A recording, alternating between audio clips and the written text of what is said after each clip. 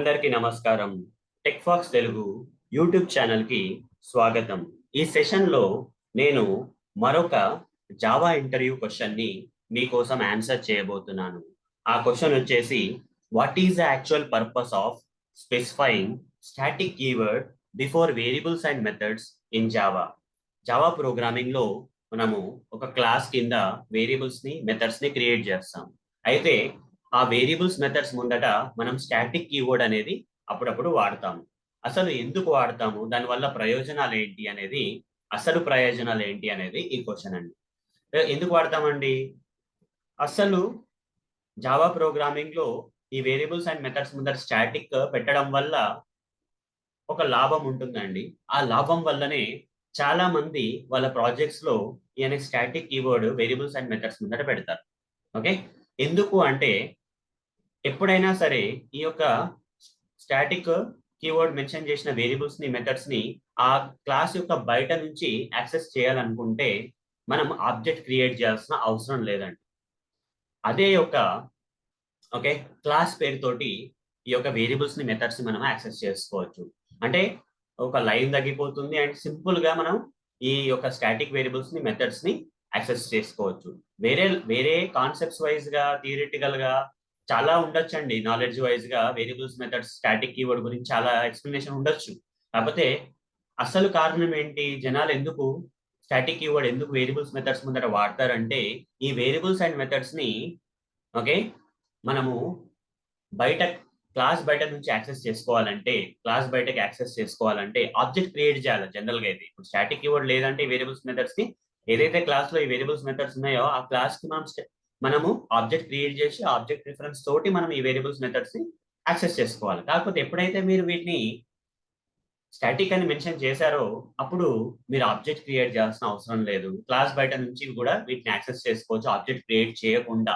ఎలా అంటే ఏదైతే క్లాస్ లో ఈ వేరియబుల్స్ అండ్ మెథడ్స్ ఉన్నాయో స్టాటిక్ స్పెసిఫై చేసి ఆ ఏదైతే క్లాస్ ఉందో ఆ క్లాస్ పేరుతోటి వీటిని యాక్సెస్ చేసుకోవచ్చు. సరే మీకు చూపిస్తాను, ప్రాక్టికల్ చూపిస్తే ఇంకా మీకు ఆన్సర్ అనేది ఇంకా ఈజీగా ఓకే సులభంగా అర్థమవుతుందండి. సో దానికి నేను ఈ ఎక్లిప్స్ ఐడికి వెళ్ళి ఇక్కడ ఒక ప్యాకేజ్ క్రియేట్ చేసుకుంటాను. జస్ట్ ఎగ్జాంపుల్ అంటే డిఫరెన్షియేషన్ కోసం అంతే. ఈ ప్యాకేజ్ లో నేను ఒక క్లాస్ క్రియేట్ చేస్తాను. ఆ క్లాస్ పేరు వచ్చేసి ఏదైనా ఇవ్వచ్చు, కార్ అని ఇస్తాను. ఓకే, ఇక్కడ ఫినిష్ అని పెట్టేస్తాను. ఈ యొక్క క్లాస్ లో నేను ఒక వేరియబుల్, ఒక మెథడ్ క్రియేట్ చేస్తాను. స్ట్రింగ్ అని చెప్పేసి, కలర్ అని చెప్పేసి, తర్వాత పబ్లిక్ వాయిడ్ స్టార్ట్ కార్ అని ఒక శాంపుల్ వేరియబుల్, శాంపుల్ మెథడ్. ఇక్కడ ఒక వాల్యూ కూడా ఇవ్వచ్చు, మీరు కావాలంటే ఇక్కడనే ఇవ్వచ్చు వాల్యూ. కంపల్సరీ ఏం కాదు, వాల్యూ ఇవ్వడం కంపల్సరీ ఏం కాదు, అని ఇస్తే ఇంకా ఈజీగా నేను ఎక్స్ప్లెయిన్ జరుగుతాను ఈ యొక్క స్టాటిక్ గురించి.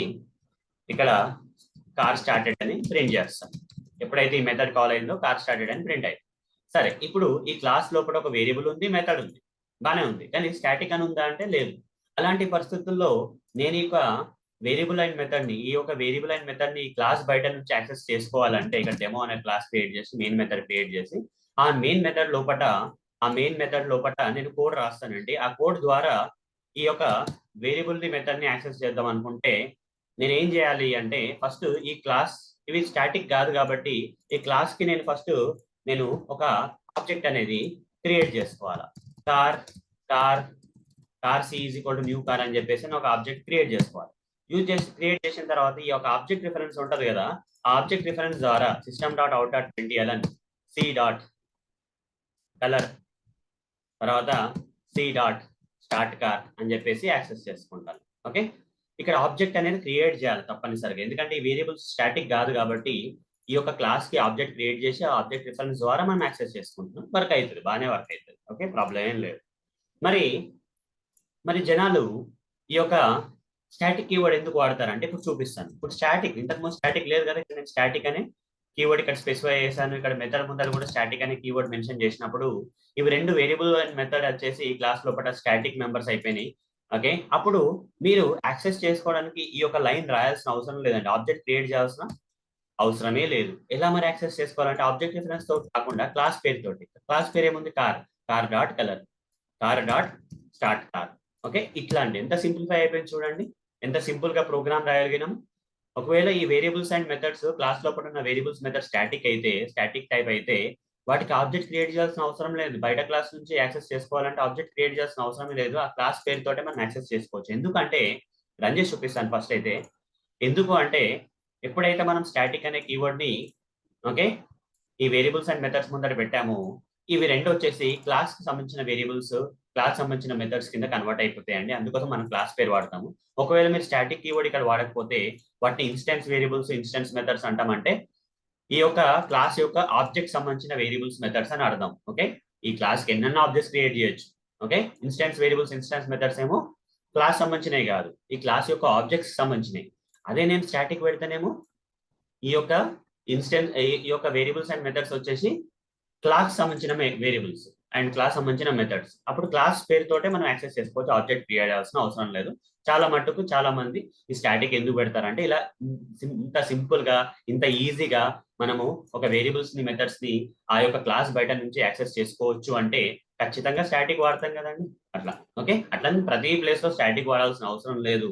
ఎప్పుడైతే మనకి ఒక క్లాస్ లో చాలా వేరియబుల్స్, చాలా మెథడ్స్ ఉన్నాయి, వాటిని ప్రతిసారి మనం యాక్సెస్ చేస్తూ ఉన్నాము, ప్రతిసారి ఆబ్జెక్ట్ క్రియేట్ చేసి ఆబ్జెక్ట్ రిఫరెన్స్ ద్వారా యాక్సెస్ చేసుకోవడం డిఫికల్టీ అనిపిస్తే, కొంచెం కష్టంగా ఉంది అని అనిపిస్తే, అలాంటి సందర్భంలో వాటికి స్టాటిక్ అని పెట్టేసి చాలా సులభంగా మనం వాటిని యాక్సెస్ చేసుకోవచ్చు అండి క్లాస్ బయట.